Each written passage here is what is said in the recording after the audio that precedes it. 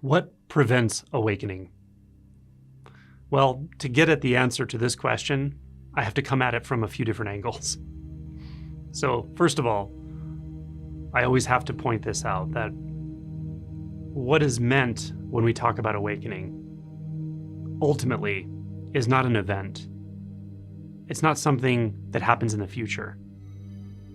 It's not something that is marked by a change in your belief system.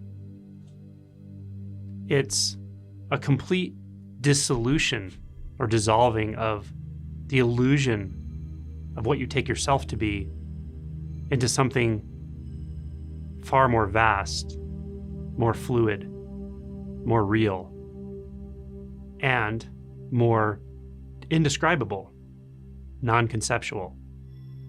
So, a word for this, paradoxical. So understand the ultimate context of this is that awakening is fully experiential in the sense that it has nothing to do with understanding or belief. The journey has to be taken, and this is not a journey in time. It's a journey through the veils of illusion, a journey into a more primary, undeniable sense of being. So when we talk about what prevents awakening, understand that awakening already is. The illusion of the separate self, the illusion of the self moving through time, the illusion of the one that has to self-protect, defend itself, solve some fundamental problem about itself. That illusion, and it is an illusion, is what is dispelled. And then what is revealed is already the case, always has been, always will be. And even that doesn't touch it, because there's no has been and will be, there's no past and future. It's an experience of eternity, which means not bound by the illusion of time. So, what prevents or obscures the direct and thorough knowing of this, living out of this? Well, one thing is the insistence that the way I think the world is, the way I see the world, conceptually, is true, is right. Now, it can be very scary to let go of our own paradigms about life, about ourselves, because we've convinced ourselves that those paradigms are what have helped us develop, have helped us accomplish. And perhaps to some degree, they have. But we bought into an illusion many years ago. And within that illusion, there are better and worse paradigms, better and worse ways of seeing the world. But they're all based on a fundamental illusion. Now, when that illusion is dispelled, we see that the whole value system of better and worse, of seeing the world in a different way to make yourself feel better, really is just part of the problem. Because to depend on paradigms, to depend on views and changing of views to feel some satisfaction is really a fool's game, because any view is ultimately an illusion, because it negates other views. And what you are, or what is, holds no view. It's not divided. It's not fractured. Never has been, never could be. So there's a massive amount of freedom and peace in living this. But we have to let go of our precious views, specifically the views about ourselves, the views about how I'm sure the world is. Now, that's a bit of a general way of saying it. There's a more specific or perhaps technical way of talking about this that I do think is important. And that is to see, how is a view formed? What is a view? How do we feel like a view is very real? How do we see the world through a belief or a paradigm such that we feel a strong tendency to preserve that view? Why? Or how? Is that even actually happening? So we take up an investigation to look into this of thought. How are we interacting with our own thoughts? To do this, it helps to slow down. Really slow down and just look at what's actually happening in the psyche, in the mind. How does a thought form? Where does the thought form? Now, I don't want you to conceptualize this. I want you to observe this to slow the mind down. Become aware of the next thought as it forms. What does it feel like? What do you feel like as the experiencer of thought? Does it feel like there's distance between you or whatever is aware of thought and the thought itself? If there's an uncomfortable thought, where is the reaction to it? Where does that form? Is it within the thought? Is it something that's aware of the thought? Is there even a gap between the thought and that which is aware of the thought, such that a reaction can arise? What if we notice a thought that we enjoy? An imagined world where we're enlightened or we're eternally happy. What do we feel? Do we feel an attachment to that thought? How does that attachment form? Where does that attachment form? Slow down and look.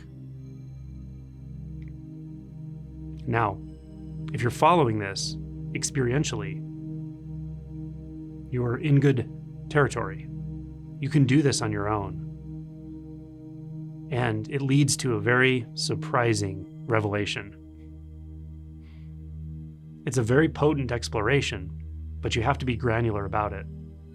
You have to slow down, really look at what's happening in real time as a thought seems to appear, as the unseen thinker seems to react to it. What is the nature of that reaction? Or is the reaction another thought? Look closely. This leads to the second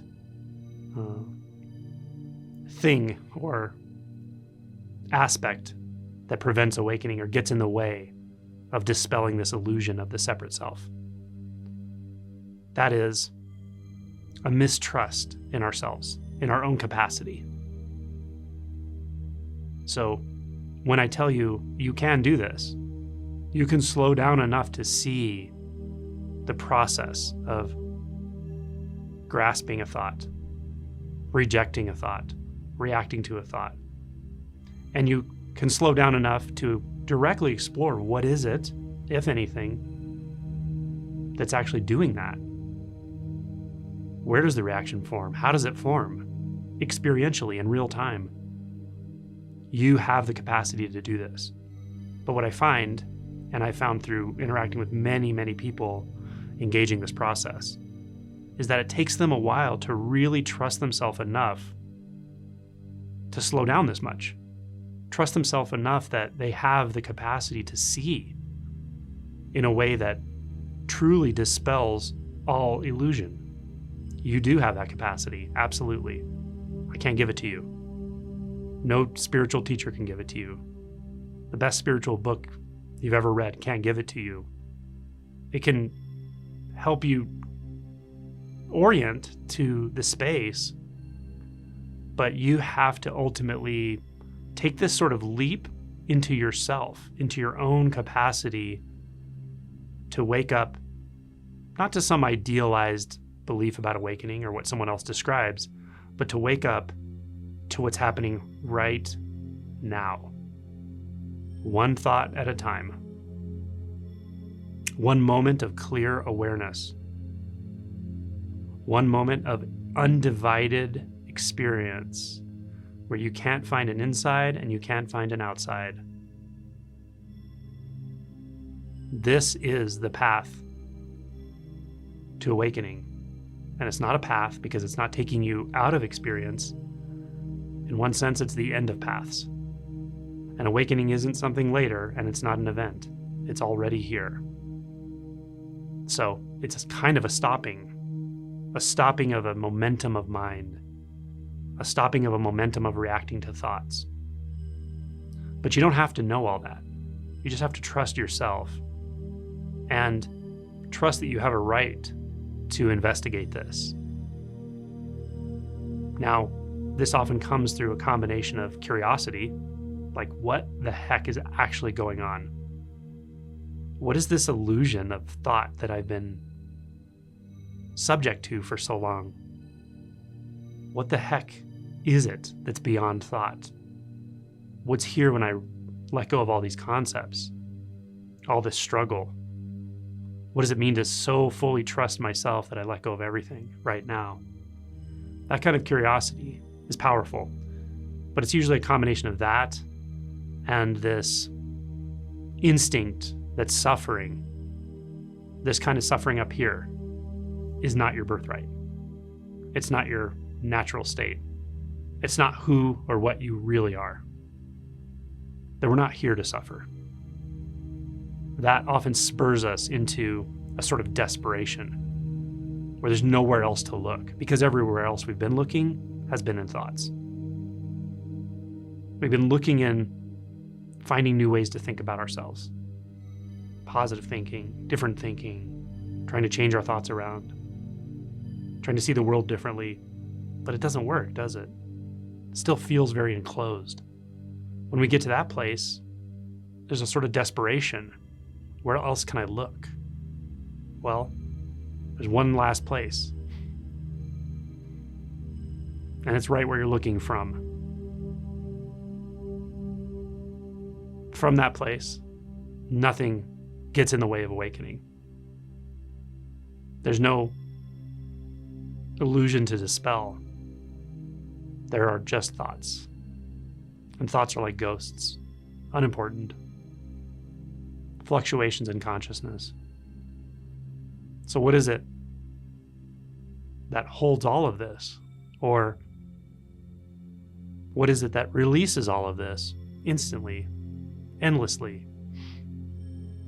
What is it that encapsulates or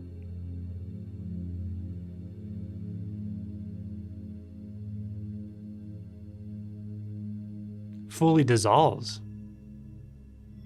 all perceptions, all of what you've taken yourself to be, such that there are no limits anymore, no boundaries, no need for a center, no need for a paradigm, no need for a single belief or thought.